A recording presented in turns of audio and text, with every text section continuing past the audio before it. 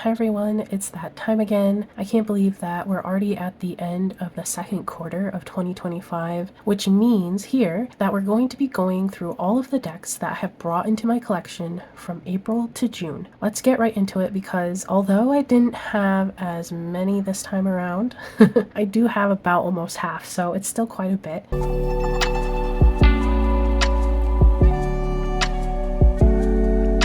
Now, I just wanted to enter a little caveat here. So these decks are decks that I have started working with and that I might have already shown on my channel, but I haven't put them in a haul video yet. So if you see some familiar decks here, I just happened to purchase them from April to June. And so I'll be going over those decks. Just because I purchased them between those times doesn't mean I haven't featured these decks in videos or on my Instagram or anything like that. I don't think I could be patient and wait that long. So let's start off here with the first one, and that is the Alchemy of Thoth. The Alchemy of Thoth was definitely a Rose Bay made me do it. We were having a discussion about this deck from one of her Instagram posts that she had. And she let me know that the creator had actually recently found, at the time, a handful of decks in and around her home that she was putting up for sale on her Etsy. And so I striked at the opportunity. Now, I do have Annie Farrar's Daydreaming in C2, and I waited too long to pull the trigger on this deck. One, because it's Thoth, and I do find myself feeling pretty intimidated by it. I don't think that is an uncommon thought. And two, I had heard conflicting opinions going around TarotTube about this deck. Not so much the art, but just like the cardstock and how it's different from Daydreaming in C2. And so that made me kind of hesitate a little bit. But after my conversation with Rose Bay, I was like, you know what? I feel like I totally missed out. And so I went over to Etsy and I just happened to be able to get a copy. And I haven't worked with this deck yet, but I think it will be a deep dive for me that's going to be happening in 2026, just due to having some other deep dives and just life in general, what's going on in life and how busy it is. I don't think I will really get to work with it in a deep way until next year. The next deck that I have here that I brought in is Animal Allies, the birds, so 50 card Oracle deck. I came across this deck in Barnes & Noble on Mother's Day, and it really spoke to me. I've mentioned before that my partner and I have really gotten into backyard birding over the past few years, and so it felt like a nice way to honor this newfound interest by getting a dedicated bird deck. And there were a couple of options there at the time, but this art style just really spoke to me. And I really love how the guidebook has a good bit of information in it, but it's not too much at the same time. So let's see if we can find Canary here really quickly. So as you can see, it gives a couple of different types of messages. So Canary superpowers, which are just in relation to the symbolism of the canary. Canary wisdom, a little message there. When the canary appears in a reading, and what the canary wants you to know. And I think that's just enough to kind of understand the symbolism and the meaning of each bird, and then kind of apply it to the reading that I'm doing. I also really love the box construction of this deck. I would totally take other decks being in this format where there's like a little thumb hole here, everything fits nice and squarely, and then it is a magnetic closure here. I just think it's really like neatly packaged. There's not like too much packaging. It's very compact, I guess I will say. The next deck that I got came from Kickstarter, and that is the Folkloric Forest Tarot. I first saw this announced on Instagram, and it is complete eye candy for sure. Definitely fell for it. Love at first sight type of thing. Matte green edges, and I love the deep green hue. This is a very, very fine linen texture, like the finest linen I've ever experienced. And I am really excited to be able to dig into this deck as we move closer into fall time. This deck reminds me a lot of the area in which I live. And honestly, I don't have a deck or haven't come across one or really purchased one exactly that kind of gives off that vibe or that reminder to me. Like, I look at most of these and yeah, it really does remind me of the area in which I live. And I didn't realize until this deck that I didn't have a deck that represented where I lived. So I don't know, it was a very welcome surprise, and it's absolutely stunning. It's so rich in its artwork, even when it's just like a simple depiction like this. I think it's absolutely beautiful. I don't know, this deck just feels wonderful in the hand. It looks gorgeous, and I don't know, I'm getting like autumnal vibes from it. So normally I'm not one that really matches decks with seasons, but I feel like it would enhance my experience with this deck if I kind of held off from using it, hence why it's still in order, and waited until fall started to kind of break to be able to use it. Okay, yes. This one I did purchase this quarter, so please excuse the the repeat again.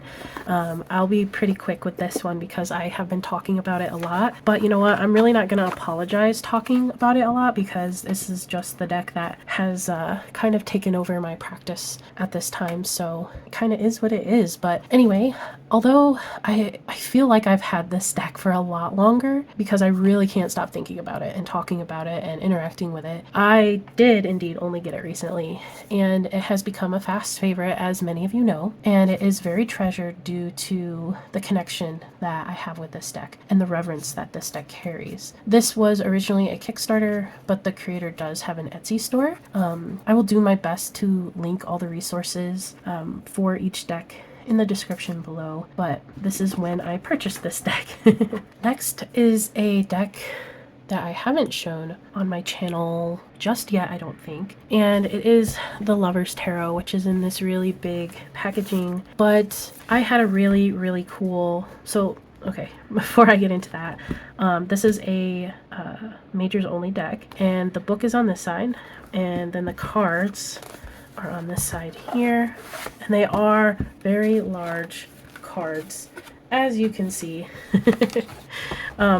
I don't even know if I'll be able to get this whole thing in frame, but I had a really cool video planned for this deck that just didn't end up working out. But the Lover's Tarot has been around since the 1990s. It is, again, a majors only deck, and it is on incredibly large cardstock that would honestly be really great for leaving out on your altar. I do like the art style of this deck. I think it has a very classical feel, but almost like some collage going on at the same time, which I really like that aesthetic, and I do look forward to working with it more as I feel drawn to it. Right now, I've been pulling other decks, but yeah, I really want to work this into the equation now that I have it. And of course, it was always my purpose to, when buying this, yes, it was for a specific video idea. However, I always make sure I'm pretty intentional when bringing in new decks to my collection and how I'm going to use them and that they have a purpose. I just feel like an honor and respect thing. Backs. But yeah, very unique deck, and one that I just need a little bit more time to kind of think on how I want to use it. But the packaging on this is just really nice. I don't think that you see packaging like this anymore in this like nice and neat little kit. The next deck is the Rediscovered Classic Tarot. I have featured this in a couple of videos now, but this is another deck by the same creator as the Fantasy Garden Tarot, where the artist only uses a limited number of ballpoint pens and colors. And when I saw he was doing an RWS clone, I scooped it up because the texture that this art style brings forward to the RWS makes me interact with the meanings a little bit differently. It's really hard to describe, but I am more than happy to have added this into my collection. I've also thought about doing a video where I showcase deck companions or decks that have the same artist. If you're interested in seeing a video like that, let me know. I think I've talked about wanting to do that before, because I think it'd be interesting. I don't know. But let me know if you think it's interesting too, and I will plan it in the schedule. So the next deck that I purchased this quarter is the Super Lunaris. And I did this because it was going out of print, and this is a deck that I've had on my wish list for a while now. And so I finally took the opportunity to get a copy, and I truly feel for the creators because this is really such a lovely deck. I really love the art style to this deck. I don't know, it's like really hard to describe because there's many different things going on, but it's rooted in everyday life using, you know, photorealistic photos of people. It's got some digital collage and it looks like painting. It's just really unique and like almost like a watercolor paint style type of art, and I like it. And because of that quality of the art, this deck helps to really ground me and keeps me here on earth. It draws me back to the earth, and I am someone who really gets lost in my thoughts and my feelings and daydreaming, so I really appreciate how this deck can kind of bring me back to earth. The version that I got, I believe, is the rose gold version. This is now sadly out of print, but I am happy that I was able to bring it in. This probably is the best find I've come across. It was a complete surprise. I wasn't expecting it. It just kind of popped up out of nowhere and I jumped on the chance. And that is Tarot de St. Croix. And this is the copy with the original orange borders. And if you didn't know, orange is my favorite color. The copy that I found was also edged in orange, and when I came across this deck, it was just the perfect place, time, everything, and I had never hit a buy button faster. I have been on the hunt for this deck for a long time, and it was very serendipitous because I kind of found it right around the time of my birthday, so it felt like an extra special birthday gift meant just for me. And this is a deck that I will be doing a deep dive with, hands down, for sure, and I cannot wait to do that. Again, it probably... we'll see. I don't know. It probably won't be until next year, but man, I would just love to do a deep dive of this deck right now, but I will just have to wait. Oh, it's so beautiful. Next, I have When Olga Speaks, and the last time I talked about this deck, I hadn't even taken the cards out of the wrap just yet, but I have done that now, and I am making my way through the cards, so they are still in order as to their suits and how they came. So I don't want to mix them up too much because I'm in the middle of doing a mini study. I'm trying to squeeze it in because I just feel that this deck deserves a little bit more honor and attention before I use it.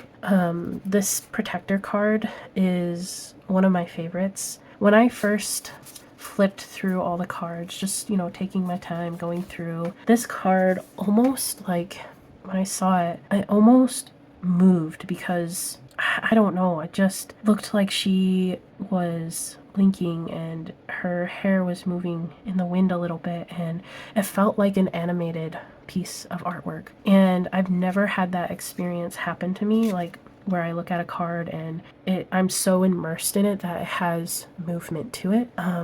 So yeah, I paused on this card to take my time and write about that experience. But When Olga Speaks is a true treat to the community. It really is. And I'm super excited to begin pulling cards, but I have been really enjoying my time with it. It's a deck that I have a deep respect for. And the last deck that I brought in this quarter is my World of Warcraft Tarot, and I have spoken about this deck a couple times as well, but the quality of this deck took me completely by surprise. You can see the back has some spot gloss, love that, and then there's foiling on it around the borders, and then just the pastel-y colors that they decided to use and the sketchy quality of the artwork as though it was, you know, hand-drawn.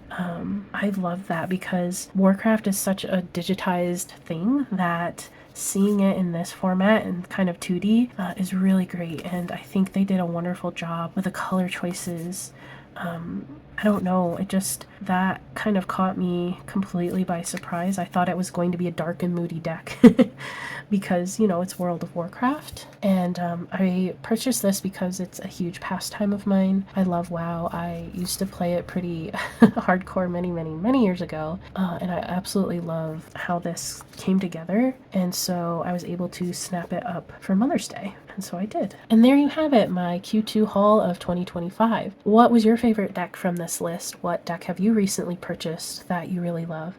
Let me know in the comments below. And until next time, see you around.